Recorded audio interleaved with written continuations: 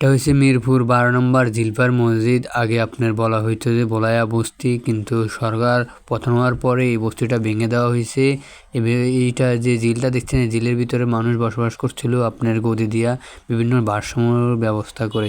রাস্তার হাতের ডাইন পাশেও আপনার মানুষ বসবাস করছিল, কিন্তু এখন আর কেউ বসবাস করতেছে না। এদেরকে তাড়িয়ে দেওয়া হয়েছে। সাংবাদিক পোলর বলে এটা দখল নেওয়া হয়েছে, কিন্তু এখনও এই পোলরটা কাজ করা হয়নি।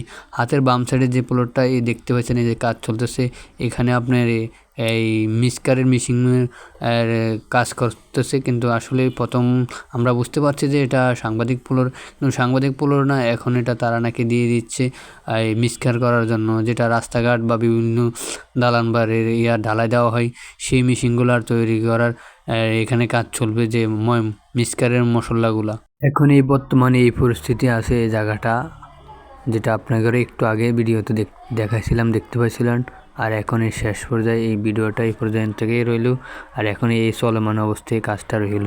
এই রাস্তার কাজটা প্রায় 2 থেকে আড়াই মাস শেষ হয়ে গেল, এখনও কমপ্লিট হইতেছে না।